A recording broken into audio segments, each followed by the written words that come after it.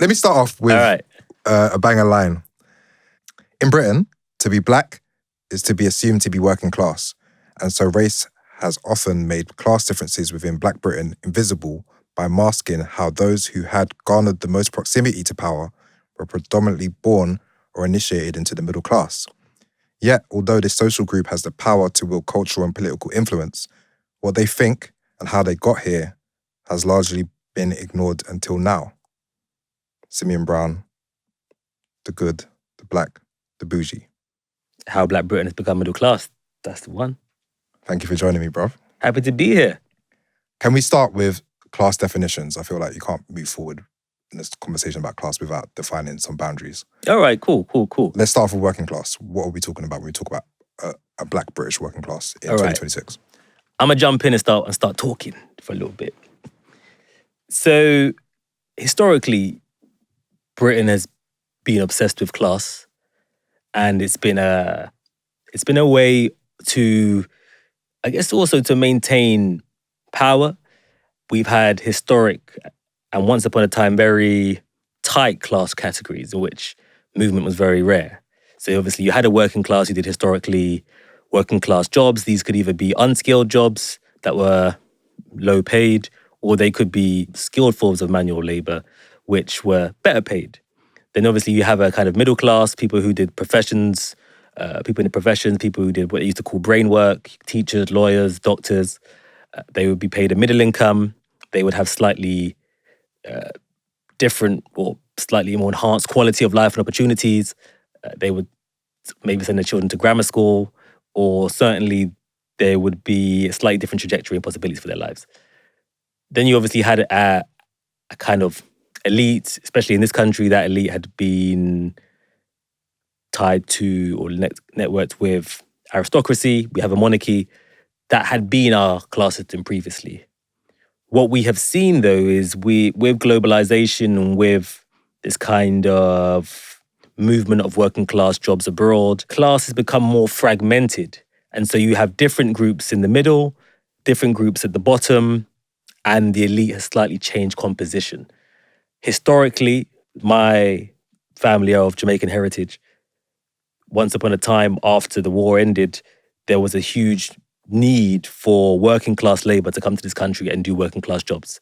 These were to work on the underground system. This was to be a part of rebuilding parts of the country that had been devastated by war. This was to work in the NHS, usually at lower levels. This was to very much be a part of the working class in this country, without question. In fact, when people came over thinking that they had qualifications that were recognized and then they will be walking into middle-class professions, they actually experienced class downsizing.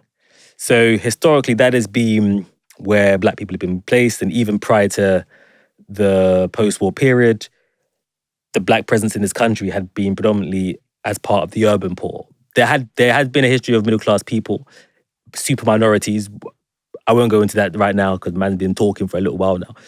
But the fragmentations in class is what I was interested in, especially post-1990. 1990 is when you began to see the emergence of what they were called the buppies, the Black yuppies. You began to see Black television shows, Black producers, more Black people in the professions. There was actually a shift from local authorities promoting Black people into senior roles in the public sector. You saw a real kind of tangible expansion. And I was interested in, I guess, especially now, this particular moment in time when people have spoken about the Black Renaissance, with the success of what we can see of like a visible Black elite. If you think about Michaela Cole or Stormzy, or outside of even entertainment, if you think about some of the people who have broken supposed glass ceilings. At one point we had a Black Home Secretary, a Black Foreign Secretary, Black Chancellor. I mean, let's not get into those people just yet because there's a lot to say about them. But, we can see the visible face of power in this country change and Black people be a part of that. So I was trying to make sense of this moment. So what are we seeing? Who are these people? And if we are seeing Black people with what would be seen as a level of social, cultural, or economic capital that now places them in the middle tier, who are they? I broke them down into 3 groups. An emerging black middle class, people who come from working class backgrounds, who now find themselves either by education or pay or position in the professions, now find themselves slightly elevated in terms of their sensibility and expectations and also their general networks.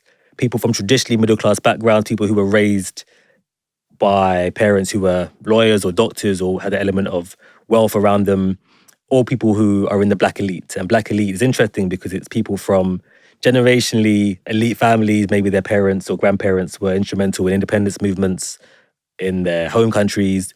Maybe they come from like families with names and stature and wealth, or they're people who are self-made and they're, I'm thinking maybe like a Dean Forbes or Michaela Cole, people who have propelled themselves to the apex of their field. I think most people like starting off wouldn't recognize those people as middle class. They would see themselves as elite, right? Like most people would pick up the book and see those names. They think, those people can't be middle class. I'm middle class. I went to university, or I'm in a profession. And they would be like, they're upper class now. Why is that not true? So it's an interesting one. So there's a guy based at the LSE called Michael Savage who, he's seen as like one of the country's leading experts on class formation. And he was the one who did a massive data project that looked at the fact that there were now 7 different class groups, ranging from your kind of precariats beneath the working class, like super precarious living standards and situations and low income. And then you have at the top of the elite, super wealthy, high earning, closed networks. And then within that, you have different groups within the middle, traditional working class, traditional middle class, new technical workers, new affluent groups, and so forth and so forth. I think thinking about upper class, lower class, you maybe can use that language. What I'm talking about, though, is that when we're talking about the elite, we're measuring that by the extent of social, economic, or cultural capital that you have. And I would say that if you are at the helm of culture, if you're at the helm of society in terms of being able to walk into the rooms with the most power and being not only just embraced, but being someone who is having the red carpet open for them because people want you in this space, let alone the wealth. If you have all of those elements, you would now be considered to be a part of the elite, right? When we watch the football, historically, obviously, football is a working class game that has been gentrified. There's huge amounts of money in the game. There didn't used to be. Once upon a time, players would play football. They would be seeming to be earning a decent income, but they would always have less money than the manager or the owners or what have you. Now the money in the game has kind of transformed the possibilities for those people's lives. I mean, Beckham's now a billionaire. If you make it to the top of the game now, you become an elite sportsman as a part of a wider elite, despite obviously having working class roots. And so that's what I mean when I talk about the elite composition now being slightly different, including people who are self-made. Well, I say self-made, but self-made, they didn't come from privilege, they weren't handed anything, they had to work for it. And then people who come from super prestigious, elite, entrenched privilege, like, some of these people have trust funds, some of these people have generational wealth. That is an elite. The middle itself, though, one of the things that I really wanted us to think about was what is life like in the middle? And actually, the kicker of my book is that actually the perception historically, or what I've seen, is that we think of the middle classes as being just like a wealthy kind of group. And actually, within the middle, there's always been fragmentation and difference. It's never been homogenous. There are differences in terms of tribe. So in the middle classes, white or black, you have people who maybe they never had the education, maybe they didn't have the Oxbridge, maybe they don't have the accent, but their dad had a massive building business that employed 50 people, and maybe they went to private school, but they sound like a geezer and a geezer, but they themselves are in the middle. Or you have people who maybe they went to Oxbridge, they might have the accent, they might have gone to private school and scholarship, but their family don't own their own home, and actually they don't have the wealth. And so you have the kind of fragmentation in the middle, let alone the key thing is that actually, for a lot of our generation and younger, we are more likely to have gone to university. We are more likely to, therefore, to be graduates, to be working in the profession, so to speak, and to have, on paper, social, cultural mobility. Yet, we've become a part of this kind of maybe expanded middle at a time when actually you still may not be able to buy a house in the area that you grew up in. So you may actually have less material wealth than the traditional working class 20 years ago. So your mum, who was working as a social worker, maybe she was even working as a dinner lady, was able to buy her house in Hackney or Leighton in 1995 or whatever, 1994, as a single parent. Good luck trying that today. So it's like, what does it now mean anyway, actually, at a time when the middle classes everywhere are actually losing more of the pie? So the middle class is shrinking. It's losing money to the banks who've increased the size of mortgages. It's losing money to private equity companies who own everything and therefore inflating the price of everything that we want to buy. And you have a super wealthy elite who just own more and more of the pie. And so it's like, what does the middle class even mean when you consider the material squeeze that is taking place? In many ways, we've become late to the party. And so the kicker of the book, right, is that I'm interested in what looking at the Black middle class teaches us about what modern Black life is actually like, but also what does the Black middle class also teach us about the reality of class today in Britain. Mm-hmm. And that shrinkage is happening at the same time as like higher visibility, right? Yeah. We can see how everyone's house on Instagram now, or what people are willing to show, and the people that are willing to show are more likely to be middle class than the elite, right? So you have this kind of weird visual reference opening up for people who think, oh, like everyone's buying houses or getting married and buying Land Rovers or whatever it is. But actually, those pool of people are still small in relative terms. But the visibility of them is so much higher. Yeah, and there's interesting. It's almost kind of like there's like this social dysmorphia happening, whereby lower middle income people suddenly have the expectations of someone in the elite.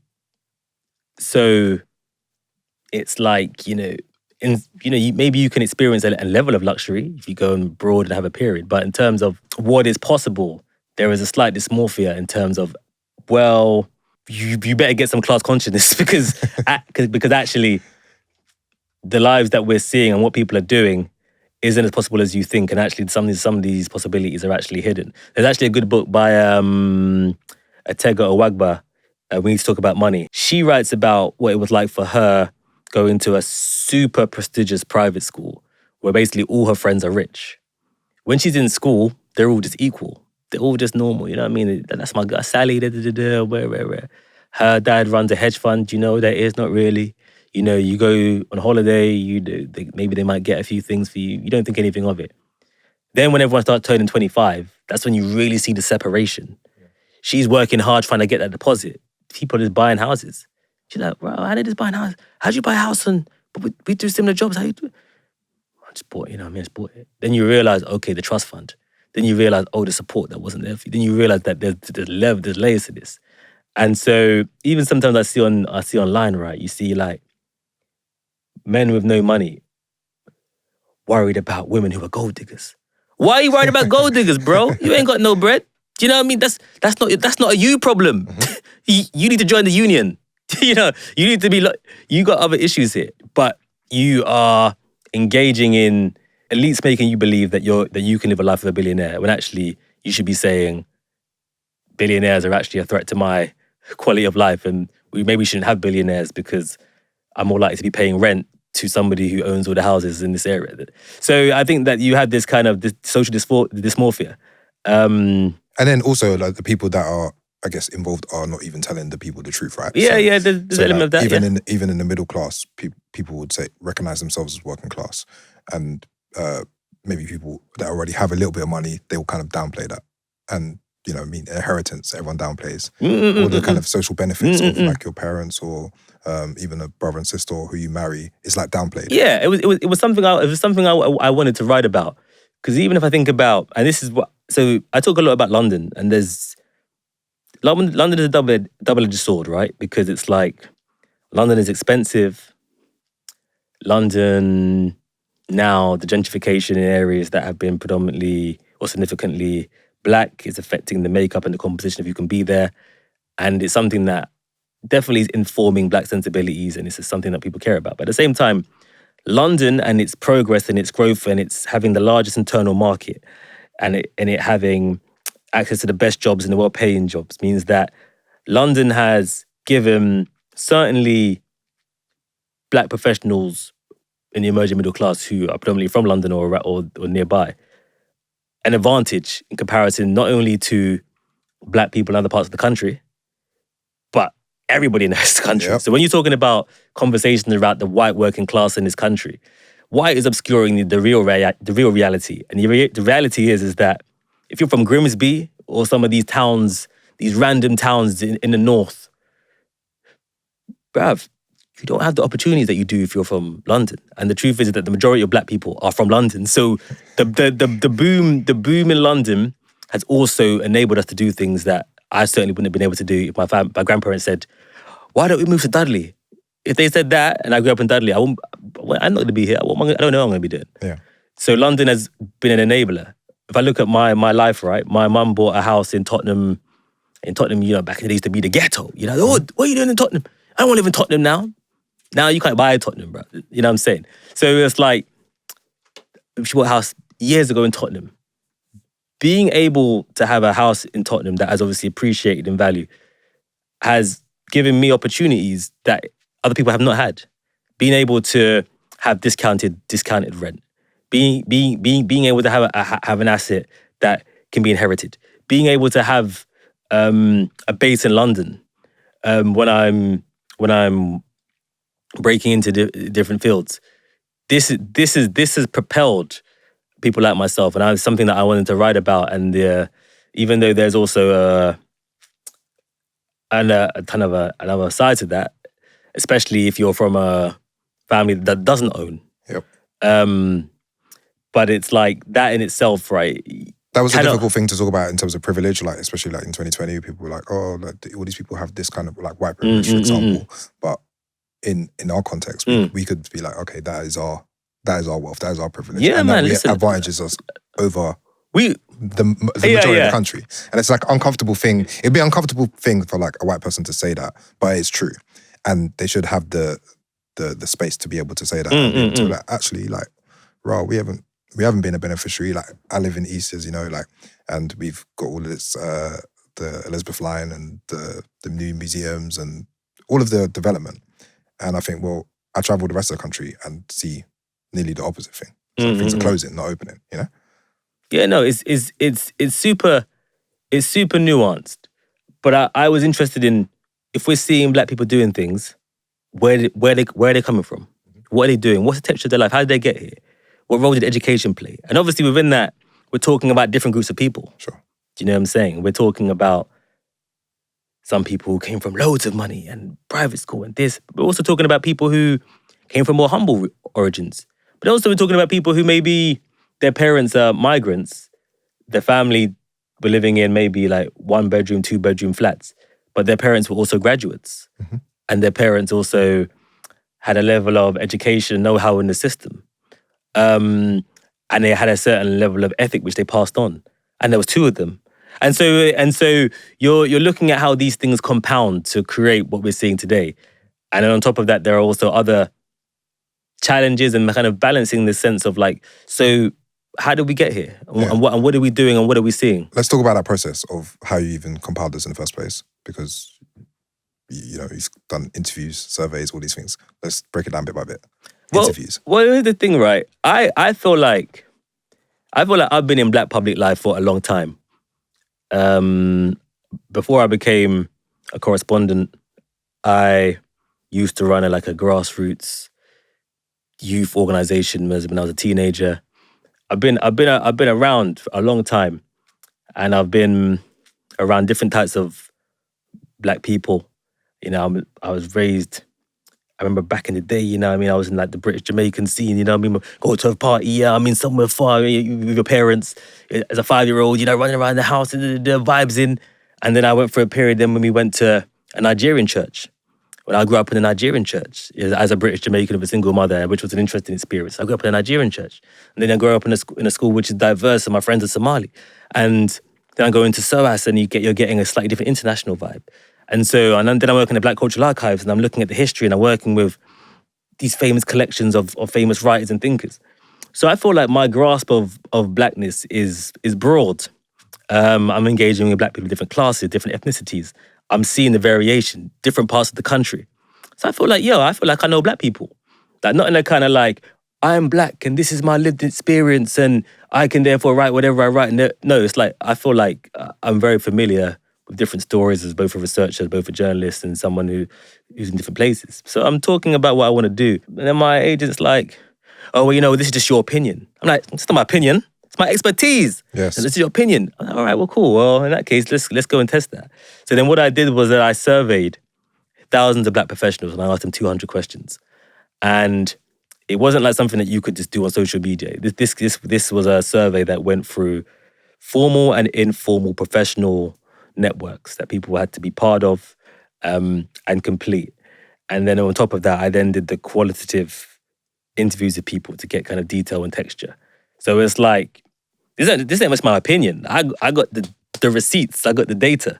And so the data really kind of tests so many different things and theories. So, a lot of what was also informing my book was like, I go online, especially back in the day when Twitter was popping, and there'll always be some tired black discourse going on. Like, it's like, who should pay on a first date?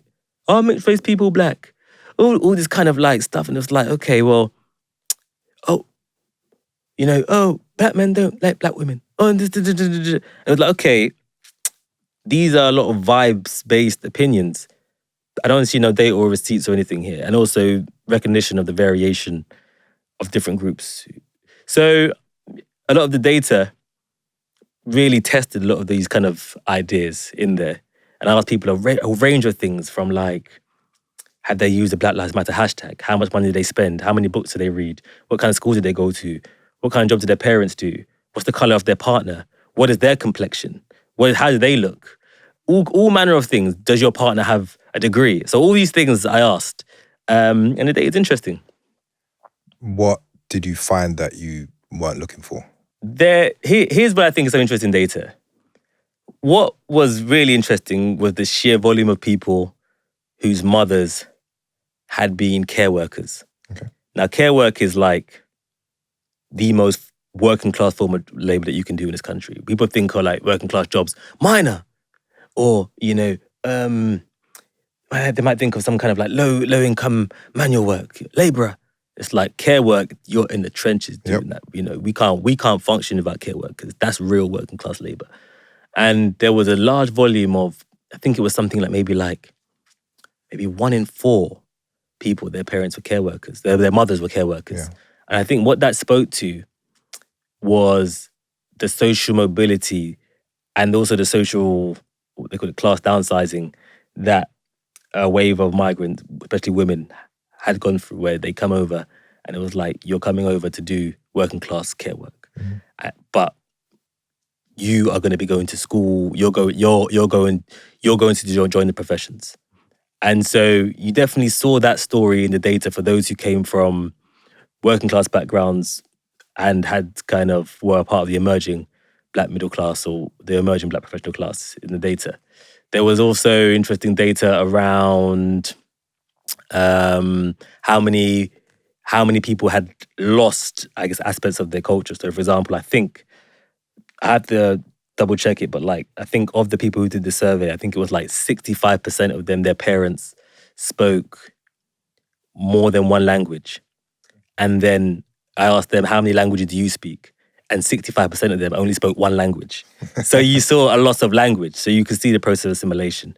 I think the data that people find very interesting is around kind of dating and relationships, especially because of the discourse that happens around that and the perception of that, black men, when they get a little money, they want to marry light or they want to marry white or light or white and stuff like that. That isn't necessarily what the data showed, although certainly for black Caribbean men, they were way more likely to have a white or mixed race partner than black men who are of African heritage. But what was really key was you had this there's a big discourse right now, or there was, less so now, but around single black women and them supposedly being undesirable. But actually, if you looked at the data, what certainly those who I surveyed said is that not only if they were in a relationship or their most recent relationship, in those relationships, if they were dating a Caribbean man or even a white man, they would earn more. Or a mixed race man, they would earn more. With an African man, it was more parity. But the women who were more likely to be single, it wasn't because of the way that they looked, or it wasn't to do with anything to do with appearance. There was one main issue. Women were more likely to be single if they wanted a man who earned more than them and they wanted a man who was black. Wow. Both of those two things. That was the key factor. What that showed ultimately was that they had built, and from speaking to them, they had built lives for themselves that, were super esteemed. They had made it into the professions. They were earning good money. They were enjoying life with their friends. They were, in many cases, childless. They were having a freedom that they saw their mothers not have. And so they were like, well, boy, listen, if someone's going to come into this arrangement that I built for myself, they better bring some levels. Mm-hmm. And were they more likely to be homeowners as well? Like, who's buying the new builds, right? I'd have to look at that data to see if they're more likely to be homeowners. I hadn't actually assessed that, but I can.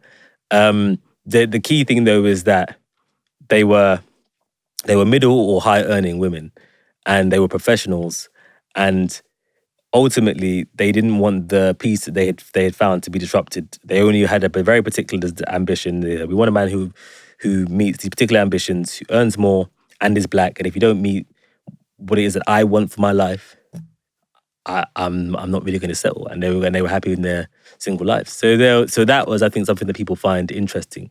Home ownership, though, as an area is interesting because if you look at the ONS data, this is the census records, 31% of black people of Caribbean heritage own property. So that's basically 1 in 3.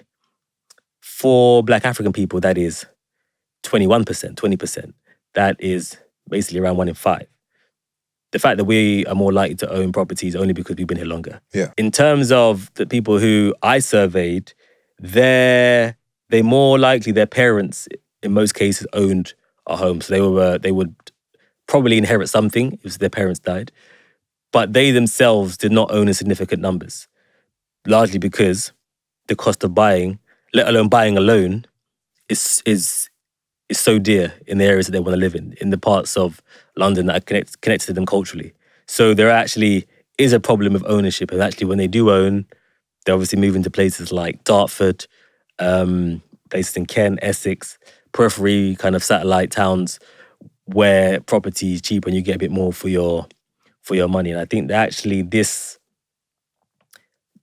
issue of place is very interesting. One of the things that we talk about a lot, because obviously your whole thing is like, keep London loud. And I'm like, yeah, DJ AG, come to my area and play music loud so that all gentrifiers, know the levels, because they're always complaining about sound. Because for whatever reason, white middle-class people just love silence. They just love it. It's like, oh, give me that silence. They just love it. It's like, yo, relax, man. It's like, this is a city where cities need sound.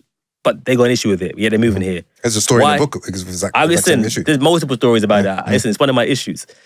But it's like, the truth is, right, is that London has been so significant to black cultural products. Like, you don't have grime without Bow. You don't have Notting Hill Carnival without black people being in Notting Hill. You don't have UK rap without the estates and place in South. Like, place is so key.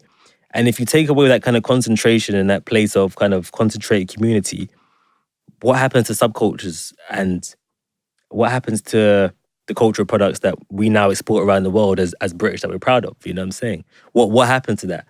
I don't think you can have black cultural product without concentrated black place. I don't think you can. I mean, obviously the internet and socials is now a new site of culture. So places that people used to congregate offline, these networks are now being made online. I think that's a possibility, but I think that those connections online are a lot more ephemeral, and also sometimes can be more about one particular person cultivating audience rather than community. Yes, for sure. So I think that is an issue in terms of the dynamics. Someone made the point that it's been a long time since we've had a new subculture, and it might be that the absence of place is a part of that conversation. Probably is. So even when I think about my childhood, there's the sheer number of parties that I remember happening, like black parties that you go to, maybe Birmingham, maybe Dudley, maybe South, Norwood. You travel with your mum, to these parties. You might even stay over. We're going on all night. They'll be playing, they'll be playing the new Red Rat, this, that, the other. And certainly for my daughter, I don't think she had that same. She doesn't have that same experience growing up at all. It's just that way we don't organise in that way anymore. We don't organise it. Do we even have the houses to do it? No. If we do it, are the neighbours going to complain? And my neighbours are. I know that for a fact because they complain when they hear, when they hear Frozen being played. You know what I'm saying? They complain over everything. So it's like I think that these are things which are ultimately changing the landscape of Black Britain itself. Black Britain without London, what is that? Does it even exist? A lot of the time when we talk about Black Britishness, we're heavily leading on London. Yeah, it's like, I don't know what's percentage, like 80% of Black people in the UK are in London or something. It's really high, though, right? Well, I think it is now 1 in 2, but I don't think it includes the kind of immediate satellites. Okay. But before that, it was more. Okay. So it's actually been declining over the past 10, 20 years because of cost and this, that, the other. But certainly for Black professionals, yeah, this is where people migrate to. So in my book, for example, I'm interviewing people from Yorkshire. They've migrated here. They want to be here. People from Cornwall. They've migrated here. They want to be here. They grew up as super minorities where they came from. They don't want that for their children. They want to be in London, you know what I mean, where the vibes are. And it's like, well, boy, the vibes them are being lost. Yeah. So I mean, and the same with the rest of Europe. When you wrote that about London being a centre, I think, well, isn't it the centre for Europe, like for Blackness in Europe? Period. I think it's a big hub. I know that Paris is lit right now. You know what I'm saying? So Paris is doing its thing, but it's significant because I don't think you have the same concentration of cultural, social, and economic capital that Black people have anywhere else in Europe. So Black life is thriving in France, and maybe proletariat Black culture is superior in France. But in terms of the concentration of professionals and the capital that brings, and I don't think it is on par, actually. And actually, there is Black French people are way more oppressed and suppressed than we are here in terms of the possibilities for life. In terms of being Black in Europe, Britain is the best place to be. London, specifically. Let's break this down demographically. Got a line. So the Caribbean population is old, declining, and assimilating. The Caribbean average age is 40, like us.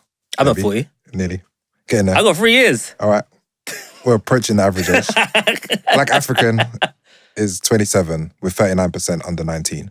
So one group is middle-aged and one is Gen Z. And like it's something I observe in culture, the way we talk about ourselves, the way people talk about us now, like we're two middle-aged Jamaican men. The way people engage with our work is going to be different going forward, right? Yeah. When the young African Gen Z people, Gen Z person engages with our work, they're like, right, these old Jamaican uncles. Because I don't think it's a bad thing. It's just a social observation that's different. And I've been saying for like 2 or 3 years, when people ask me where I'm from, I say I'm Jamaican. And they're like, okay. I'm like, yeah, there's no new Jamaicans. Like, we haven't been coming here That's right, in the same pace for 25 years. Even maybe even more. By design. And I just don't think people have assessed the impact of what that is for culture, for writing, the way we think of ourselves, of values, and how those things are changing. Yeah. I mean, Black Britishness, it was Stuart Hall, the preeminent... the GOAT. Yeah, I mean, the guy in cultural studies. He was the one who spoke about Black Britain's cultural hybridity, which was, even talking about Caribbean people and African people, actually, even that low-key is an error, because actually when I look at, for example, my daughter's age mates, those who are black and have Caribbean heritage also have African heritage. So you have a Jamaican mum, Nigerian dad, or a parent who's mixed heritage and black African parent. You know, so actually black children today, born in Britain to British-born black parents, a lot of the time their mixes are broad. Yes. They could be Ghanaian, Caribbean, they could Somali, Greek, everything is in there. And I'm not even just talking about people who are biracial. I'm talking about people with all kinds of mixes within it. And so Black Britain is very much, we're talking about a melting pot identity. Like it's like in Jamaica, they talk about out of many one people. That's kind of what Black Britishness is, especially in the city, especially in London. And so the disappearance of the Caribbean presence is significant in the sense that we are losing some recipes and losing some language and losing understanding, I guess, of the lens of the early formation of Black British sensibility. And when I say recipes, I mean I'm being literal. Yeah. When I surveyed the Black professionals, I asked them, how often do you make your dishes from home? How often you make rice and peas or brown stew fish or, jollof rice? And, 20% said they never or rarely do. So they quite literally losing recipes. Because it is quite something when you see, like, say on someone's Instagram page, it's like they might post a sushi or matcha or something. I love a sushi, man. Listen, man, that's sushi. That's up there for me. Do you know what I'm saying? It's integration, right? Mm-hmm. And the Black middle classes are integrated. Integrated is very different to assimilation. Assimilation, I think we are all on a pathway to assimilation, but you can get to a point where possibly there is greater balance. So not complete assimilation. For some people, there will be just complete assimilation. You just disappear into population, 3 generations, your family, blonde hair, blue eyes, we got a great, great, great black man in the family. Yeah. Really? Tell me more. Are you sure? Why do you think we tan so well? Oh, okay. Oh. So you can get complete assimilation. Yeah. You can get obviously levels of cultural assimilation, but then you can also get you get a kind of creolization where you have this kind of diverse population who define as black and Black British, but there are aspects of heritage and self that are maintained, and the Black canon, the Black books, the work that we're producing at this moment in time is remembered and is a part of institutions and is a part of memory, and therefore informs the cultural imprint going forward. And I think the Black emerging middle class, there is a deep desire to maintain aspects of the culture and to keep that going. What do you think people mean when they say that word, like, and in that way? The culture? Yeah. I mean, I'm using it slightly different. I mean, when people say the culture, what they really mean is the cool black people making music. Okay. That's when they say the culture, when they say we got to do it for the culture, yeah. they're talking, what they really mean is we got to do it for black music. Yeah. And by that, they also include, because the thing is, you take grime, right?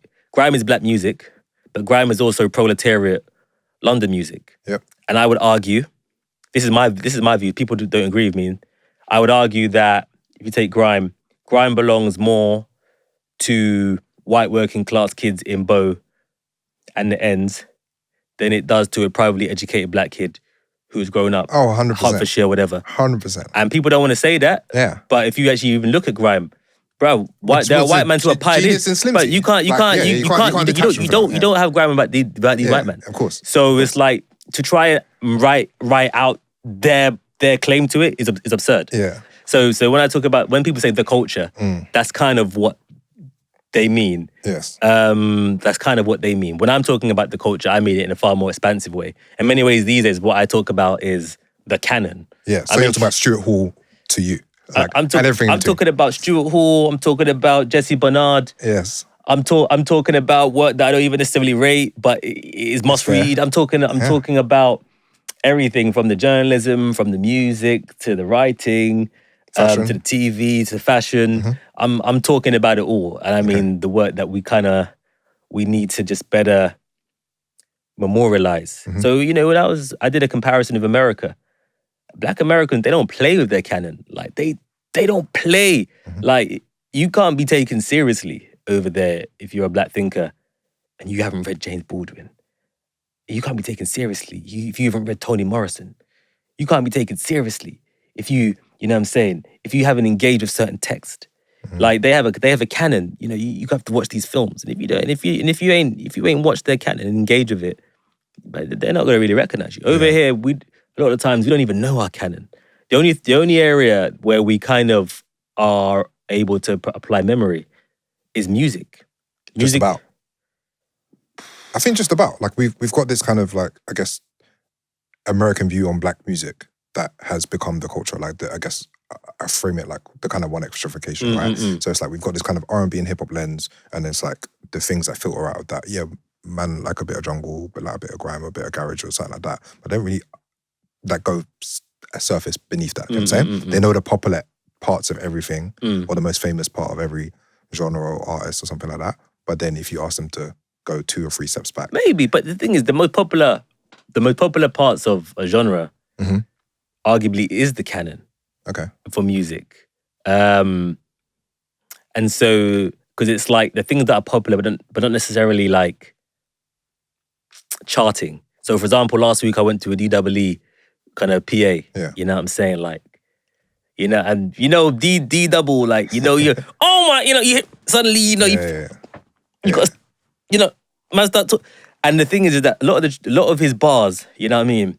You think you're bad man because you got a bit, a lot of that music didn't chart, but it's popular to us. Yeah. And so it's canon. So it's like, it's I think popular parts for us is what's canon. But I guess the key thing with canon, right, is that we kind of need curators. It's happening though. I mean, there's a museum, like they've got the whole exhibition. Exactly. Like, it's happening. But this is what I'm saying. Yeah. We have it in music. Yes, but nothing else. And so the first exhibition at the V&A East is music.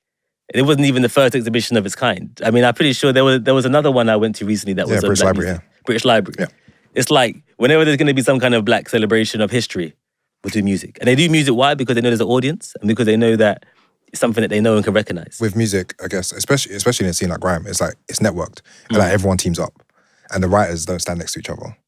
Like, that's one thing that I feel like is more common. Like, yeah, okay, you might have a sit-down conversation at a certain kind of event, but the work isn't in dialogue with each other as much as it should be. I think there's an element of that. I don't think I've read another Black British book that spoke about as many Black British books as you did.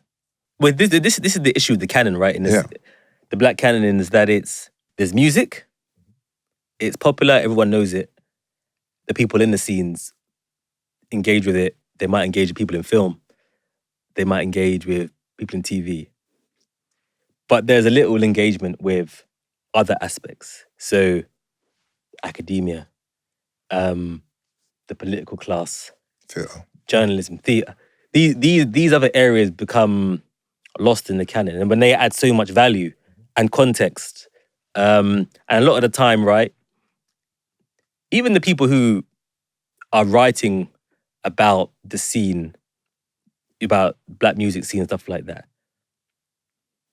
they understand it, but not all of them were there. Do you know what I'm saying? They weren't there like that. Do you know what I'm saying? Mm-hmm. And so there's even a slight distance there. Very few times have I seen there be a link up, and one of the few times was when I think I saw Rennie Edo Lodge and Bashi in conversation. I think was Kano in that conversation. It was online. I saw it, and it was an online conversation. They had a space. People were invited. They filmed it, and it was like, okay, we need more cross-cultural link-ups. Mm-hmm. You know what I'm saying, right? Like, it's like, what is FKA Twigs reading? Yeah, what she asked, Bashi, where's the thinkers? I'm like, you should know, right? What is Bashi reading? What is Kano reading? Mm-hmm. What are they reading? Why aren't they sharing it? Mm-hmm. And it can't, and I think Getz was asked the questions about reading. I think he said, oh, I like Robert Greene and I'm reading 48 Laws of Power. Wow. And it's like, okay. I mean, I've read 48 Laws of Power, but brother, come on, you know what I mean? Come and read the canon. You know what I mean? Come on. And if not, I'm not saying read me, but I'm saying read me. But I'm saying, you know what I mean?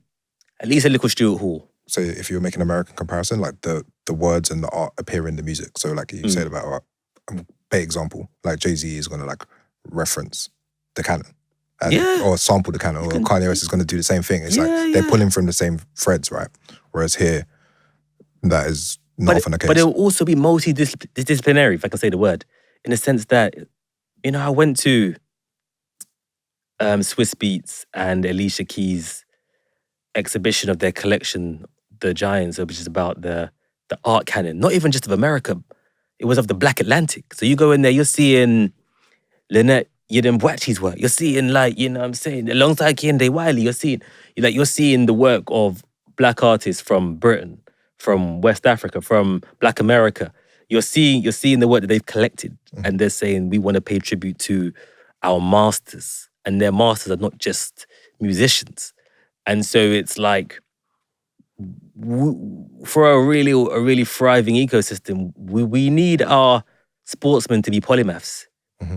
I need to see Sakura, you know, engaged with Lonely Londoners, classic text. Yeah. I need to see Skepta engaged with Reni or Derek Owusu or Darren Adebayo or Andrea Levy. You know, I need to see this. We need that greater cross-pollination. I think that's an issue. I think that is a big issue. And that, because obviously musicians have the most accessibility, so it's like this work and ideas pull down to, I guess, the working class, right? And it also improves their work. Yeah. And it also contextualizes their work. It gives them a better lens, because then they know the canon, and then they're sharing the canon. And it's like, even a lot of the time, the people who really dominate space when it comes to discourse at the moment are influencers, and influencers will go in and make a video, and you know, it's all content for them. But it's like, you can see that the understanding of the framework is limited. Let's talk about the last 6 years, or the kind of post Black Lives Matter commercial influence on maybe the incentive structure for people to behave in a certain way, or like ideas that were lifted up by corporations here. I don't really have a direct question, but you have kind of comments on it in the book. What do you think people got right, and then maybe what do you think people got wrong about the way we kind of had to react to about BLM? Yeah. I saw BLM as a Black media movement. And at the heart of it, certainly in this country, it became crystallized around, we want Black elite representation. Yes. We want Black people on boards. We want more Black people in media. We want more Black people with book deals. We want equal pay for influencers. Even some of the big calls that were made. Obviously, what you also had was many of the real activists who were organizing. These people themselves were abolitionists. They wanted reform of immigration or criminal justice. You know, there was obviously defund the police calls, things around that nature as well.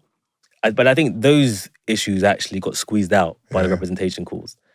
And I think fundamentally that for me was an expression of the emerging Black middle class's sensibility, which is that they want to be a part of the bourgeoisie, and they have elite expectations and entitlements for life, right? That's not me making a value judgment as to that is bad or whatever, but that's ultimately where things crystallized, right? It wasn't like this kind of proletariat just movement where it's like, we're even going to talk about housing insecurity or elite representation. Yeah. So there was a back. It was that was the loudest voices, and it was made by the people, obviously, who were propelled by that, who were from middle class backgrounds, either historically or emerging. So I think that was a key focus. But because it was a media movement, it makes a lot of noise at the beginning. It casts quite a long shadow, and it was a movement that was based on aesthetics and representation and imagery. So you have your black squares, You have companies who therefore are trying to get traction for themselves, keen to jump on it and know, okay, well, if we attach ourselves to BLM broadly, we will get some attention, because obviously brands need attention at all times. So that's their oxygen. So whatever's popping, they're going to jump on. The World Cup's going on now, suddenly you see all the footballers out for the brands. And you know what I mean? They're going to jump on whatever's popping. Yep. So it was like a new pride in a way. You know what I mean? Yeah, that's what it was. But it was temporary, it was short-lived. And what happened was that you had this massive, obviously, backlash. You had this massive movement of the right now, who effectively saw a lot of what was chanted during BLM and have now claimed that this wave created all these DEI initiatives and this and that, which has completely disrupted us, and they have basically effectively rolled things back worse than it was before 2020. And so a lot of the direction of travel now is super critical to any form of kind of Black presence in certain spaces. I remember there was an airplane crash and they were blaming DEI. Yeah, the pilot wasn't even Black. You know, anything that goes on, this is DEI, Black people are present, so therefore there must be a problem. It's like a Chris Rock joke from back in the day. It's like we weren't even there. So, you know, I mean, it was like, you know, the police officer, the Sikh man stabbed the young boy, Henry Novak, and he lied about it, and the police were incompetent. Yes. It's a common story. Suddenly, this is an experience, right? Mm-hmm. That Black people can relate to. Mm-hmm. The police treating us as victims like suspects. That is relatable. We know that story. We can relate to Henry Novak. We know it. We got family who've been through the similar. But suddenly, this is the fault of DEI and BLM. We weren't even involved. Somehow, we're the ones people are talking about. It's absurd and perverse. And so this is the direction of travel now. And I think that fundamentally, political movements are also built on coalition building, which means you have to build coalitions with people who sympathize with you, who get your argument, who can see themselves in struggle. You can't just alienate and create all these maxims and basically fail to build the coalition that you need going forward. Because then what happens is that then the people that you don't build bases with and build allyship with and solidarity with and bring along with you can easily be hijacked by those who you are campaigning against. Yes. And I think so that's kind of what happened though. It's like people felt that they actually did. They did have support from fellow shrinking middle class people and lost the working class and lost the base. So like imagine if you're in the storm of that thing and talking about Black Lives Matter and all that kind of stuff. I don't know how meaningful those coalitions actually were during BLM. Like I said, it was a media movement. Mm-hmm. It was hot. It was popping. It was over COVID, so people were frustrated anyway. They wouldn't come in their house. Yeah. So it was like, I'm at my house. Yeah. The killing of George Floyd was very visceral. Of course. And it just said things that we all knew to be true and drew on all kind of histories about the value that Black men have in America. And obviously there are the same ideas of race that exist in America also exist here and elsewhere in the world. You know what I'm saying? Black deviancy, Black criminality, Black being untrustworthy, all these ideas exist that are shared. The only difference is that we don't have guns. So, you know, things are not as fatal in terms of the way they erupt. So there was synergy, but in terms of what it became and the expressions of solidarity and the involvement of brands, it was a missed opportunity to really build coalition and meaning and also clear strategic goals in terms of what it is that you're asking for. That's when the canon would have come in handy because it was all there already, right? It might have been, but also I think it speaks to a wider truth that certainly the political imagination of Black people in Britain, it's like, what is it? Yeah. What is it that people actually really want? I mean, and what did you find? Well, I mean, listen, Black conservatives want low tax. Black conservatives are really interesting because Black conservatives are actually quite misunderstood because you actually have two groups. We have conservatives who happen to be Black, for whom race, they don't want attached to their political ideology or anything of that nature. They just happen to be Black and they're conservative. Mm-hmm. And certainly if they're in... And they view themselves as British, like that kind of... Yeah, I mean, they would say that. Yeah. publicly. That's like a Badenoch, right? It's that person, right? Yeah, I don't know what Kemi's really like when she's at home. When her hair is wrapped and, you know what I mean, she's out here eating, you know what I mean, All right. jollof and a goosey stew, you know what I mean, with her Eba. I don't really know what she really did. There's a video of her, you know what I mean, talking with a Niger accent, heavy. You know what I'm saying? Like an accent that she would never use when she's out and about. So it's hard to say at home what's going on, but certainly in the public arena, she's taken on a particular persona and a particular politics. She may believe it, she may not, I don't know. Which a lot of the time takes an adversarial position against Black collective politics. And so you might say she's a conservative who happens to be Black. I have to ask her, Kemi, are you a conservative who happens to be Black? Let me know, please let me know. But then you have people who are Black conservatives, and Black conservatives are people who like deeply value their Black identity, and they want progress for Black people, but they believe in conservative ideas of doing that. So they believe Black family, marriage, Black enterprise. We can't trust white people to give us money, so you better work for your money. You know what I'm saying? So are those people holding those ideals and also voting that way? Because I feel that's also a separate thing, right? Some Black conservatives don't vote Conservative. Yeah. Some of them do vote Conservative. Okay. What's interesting is that Keisha, Lin May is a popular, well, maybe unpopular influencer or political commentator online. You know, big yourself like Keisha. She's Lin May. She's an interesting one in the sense that obviously she says a lot of stuff online and gets a lot of backlash.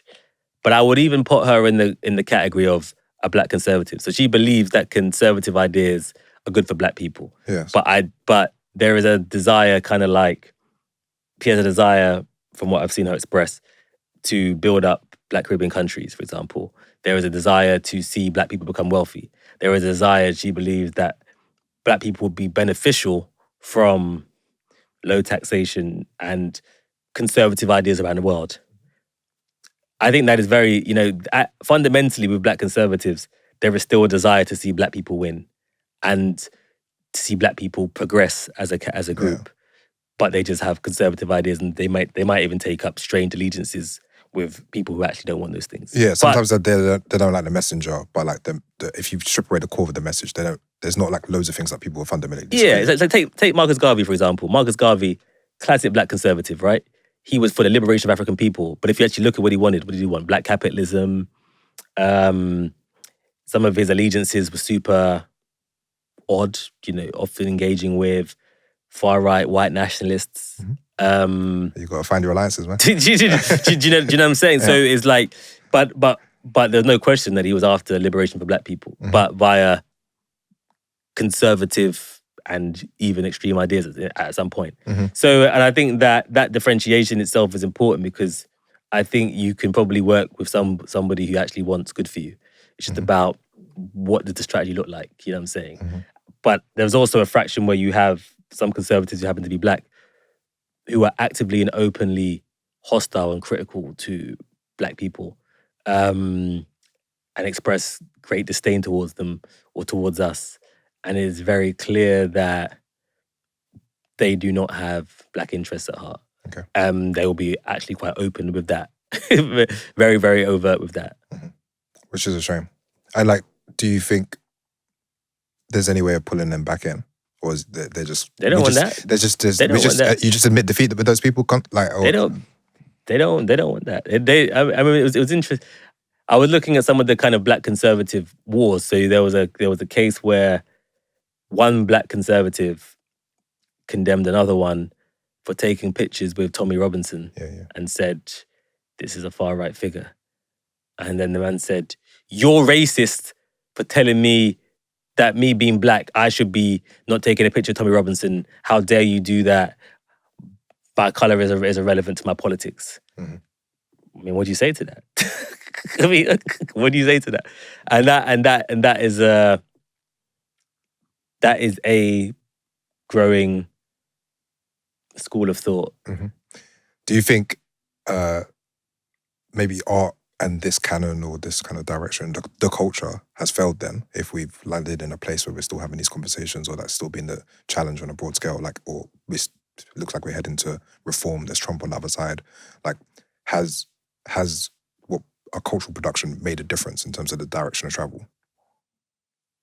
I think so. I think the interesting thing, right, is that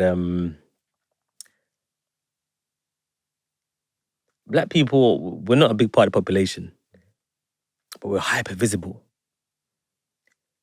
Today we're filming this as England are playing. 15 out of 25 of that team are Black or mixed race.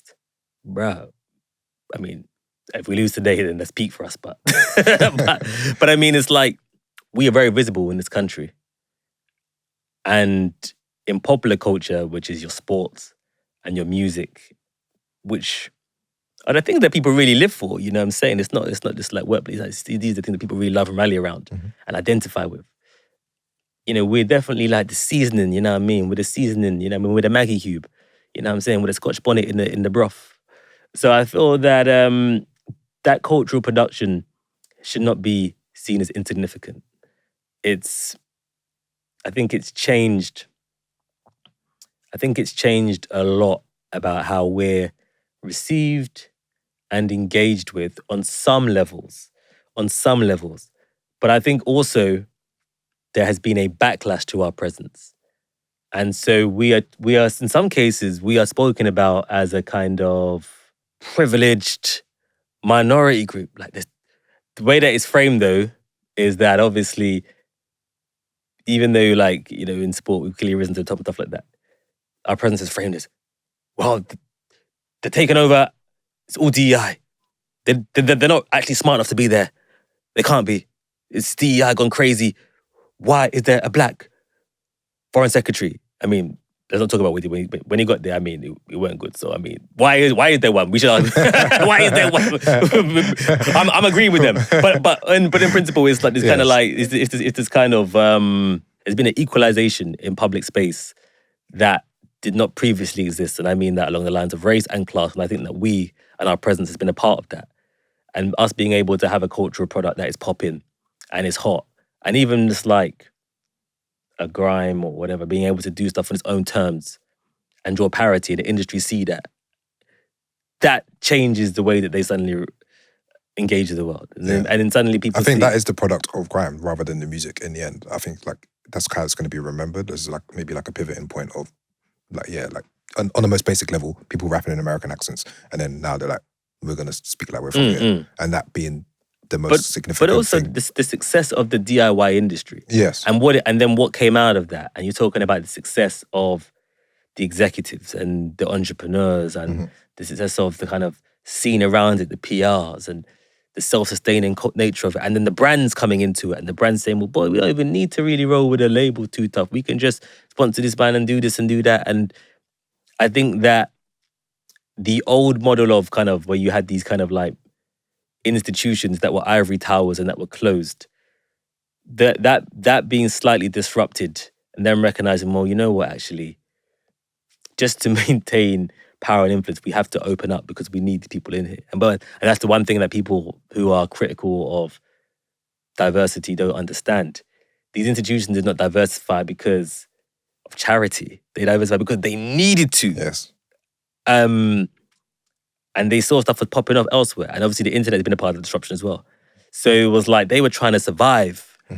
And still. And they're still trying to survive. We're all trying to survive. Boy, listen, world's moving mad at the moment. Yeah. But it's like, yeah, I think that the Black culture product, I don't want to over egg it because, you know, some people, you know, you might have a Black artist has an exhibition and be like, this is so radical and revolutionary, define white gays, and be like, what are you talking about? It's like, you're using all this language to sell this artwork to these rich white collectors. I mean, like, allow it. It's not doing that. But the Black cultural production itself, though, the movements and the scenes, and certainly the disruption that it has caused to entrenched institutions, I think it has changed Britain. And I think Britain does feel very, very different to when I was a child. And part of that is just the globalization. Part of that is the American influence. It's not a surprise to see Black people prominent with a level of cultural and social capital in this country. It's not a surprise. That is a norm, and part of that has been the success of our cultural product being so visible. And I think it's also changed the way Britain also engages with itself. which has led to the backlash, in truth. A bit like in America as well. A lot of the backlash that you're seeing is about the success of Black American culture changing American culture and the way that America sees itself. And so, because we've been able to put a lens to Britain itself, there are some people that I don't want to engage with this. And actually, a lot of the resurgence of reform and these kind of groups, right, is that they don't have an answer to the challenges of today and the multiculturalism and the different accents, and so they're kind of just going back into nostalgia. Yeah. And it's like they don't know who they want to be in a future world, so all they can do is go back. Yes. Literally reform and restore, and it's all they can do is go back to a period that is gone. The empire's done. Which is a shame, right? Because if you had, let's say you had the equivalent, like a kind of whatever British Renaissance, and they used that as their power mechanism, it'd be kind of interesting. Well, the thing is that there was that New Labour was flawed, but that was what it was really about. Yeah. It was about a Britain that is leading in Europe. It's a part of a slightly different trajectory. We're part of a globalized world, and we're going to be a part of that landscape. And we've got our music, and we've got our cultural product, and we're sending it around the world. And this is who we are now, post empire. The issue is that when the growth ran out, then it obviously created crisis, and then the response to it has been a return to nostalgia, protectionism, economic and cultural protectionism, desire to close borders. And to be fair, that particular political movement is not just a British phenomenon. In South Africa, you've got a huge blowback against migration. You're seeing it in the Caribbean. Everyone's against the Haitians. Obviously, America, though that kind of right shift, kickback against globalization has taken place, that was caused by economic disruption, is happening kind of everywhere. But I think, though, certainly the nature of it here, and I guess to some extent in the US, is that we have changed the face of the country, what power sounds like and looks like, what we can have in this country has made people sit up and be like, rah, why they got that? Yeah. Why? It's like this Why they got that? How they got that? You know what I'm saying? How they got that?